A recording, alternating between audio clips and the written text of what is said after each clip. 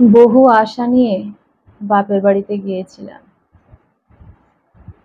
শ্বশুর বাড়ি থেকে আমাকে যখন বের হয়ে যেতে বলা হয়, তখন আর কোনো রাস্তা না পেয়ে ভেবেছিলাম বাপের বাড়ি গেলে দাদা বৌদি অন্তত আমাকে জায়গা দেবে।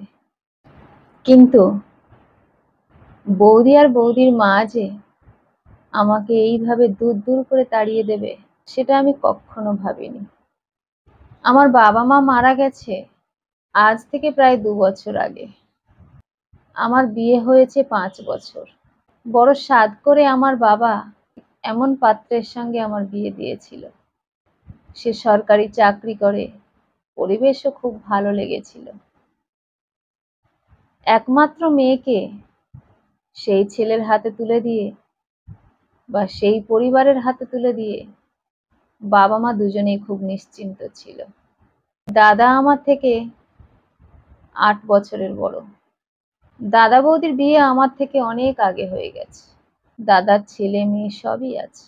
বাবা মা যতদিন বেঁচে ছিল, দাদা বৌদি কখনো আমাকে অবহেলা করতে পারেনি।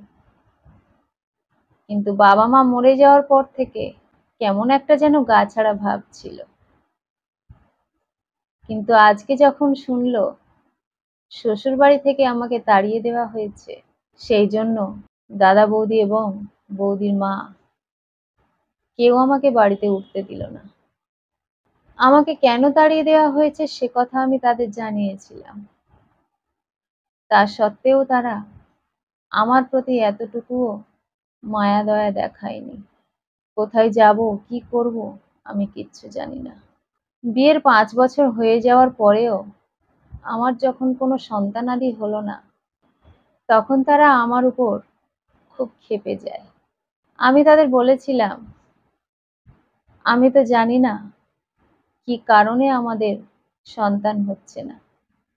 তার থেকে যদি আমরা দুজনেই পরীক্ষা করাই, তাহলে তো বোঝা যায় যে কার সমস্যা। তখন না হয় আমাকে দোষারোপ করবেন। আমার কথা শুনে আমার শ্বশুর শাশুড়ি উদ্যোগ নিল সেটাই করার, এবং পরীক্ষার শেষে দেখা গেল প্রবলেমটা আমারই। তাই তারা ডিভোর্স পেপারে সই করিয়ে নিয়ে আমাকে বাড়ি থেকে তাড়িয়ে দেয়। আমার স্বামীর হাতে পায়ে ধরেছিলাম, আমাকে একটু জায়গা দাও, আমি কোথায় যাব? বাপের বাড়ি গেলে মা বাবা তো নেই বেঁচে যে তারা আমাকে রাখবে। দাদা বৌদির সংসার, তারা আমাকে কেন মিছিমিছি পুষবে? আমার স্বামী আমাকে বলেছিল, কোথায় যাবে তুমি জানো, তোমাকে এই বাড়িতে আর রাখবো না।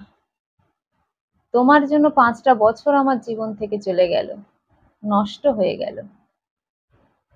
তুমি বাড়ি থেকে দূর হও, তবেই আমি বিয়ে করব, এবং আমি স্ত্রী সন্তান নিয়ে সংসার করতে চাই। তুমি থাকলে সেটা আমি পারবো না। ডিভোর্স দিয়ে দিয়েছি, এবার তুমি বেরিয়ে যাও আমার বাড়ি থেকে। আমি আমার স্বামীর কাছে কিছুই দাবি করিনি, মিউচুয়াল ডিভোর্স করেছি। আমি পারলে অনেক কিছুই তার কাছ থেকে নিয়ে নিতে পারতাম, কিন্তু আমি সেদিকে যাইনি। দিশেহারা হয়ে বাপের বাড়ি এসে উঠেছিলাম, কিন্তু সেখান থেকেই যখন আমাকে তাড়িয়ে দেওয়া হলো, আমি বুঝে উঠতে পারছিলাম না কি করব। সত্যি কি আমার বেঁচে থাকার আর কোনো অধিকার আছে? নিজের কাছে নিজেই প্রশ্ন করতে থাকলাম। বাবা মা বেঁচে থাকায় যে দাদা বৌদি আমাদেরকে এত যত্ন করত, সেই দাদা বৌদি কিভাবে আমাকে এইভাবে তাড়িয়ে দিতে পারে? বিশেষ করে আমার দাদা, সে যখন দেখলো আমার যাওয়ার আর কোথাও জায়গা নেই, সে কিভাবে আমাকে এইভাবে ঘর থেকে নামিয়ে দিল। বাবা বাড়িটা আমার দাদার নামেই লিখে গেছে, তাই ওই বাড়িতে জোর করে ওঠার অধিকার আমার নেই। তারপর যখন জমি জমা ভাগ হয়, বাবা আমাকে দিতে চেয়েছিল, কিন্তু তখন যে আমার স্বামী আমার পাশে ছিল, তাই বড় মুখ করে বলেছিলাম, না না বাবা, তোমার সম্পত্তিতে আমি মেয়ে হয়ে আর অধিকার ফলাবো না, তুমি সবকিছু দাদার নামেই লিখে দাও। আমার স্বামীও সেটাকে সাপোর্ট করেছিল। কিন্তু আজকের বুঝতে পারছি যদি সেই দিন একটু ভবিষ্যতের কথা ভেবে বাবার কাছে বলতাম যে বাবা, একটু হলেও আমার জন্য কিছু দাও,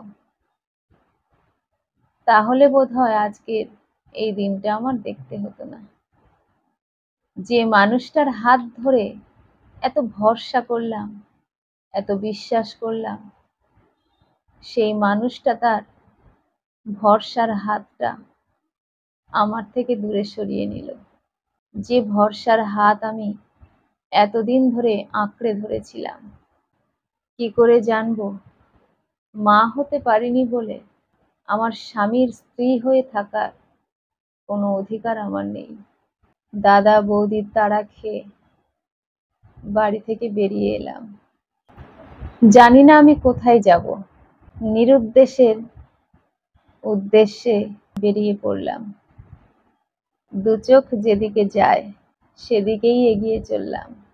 একটা কথাই বুঝেছি, এই পৃথিবীতে কেউ কারণ নয়। কলমে ও কণ্ঠে, সোমা।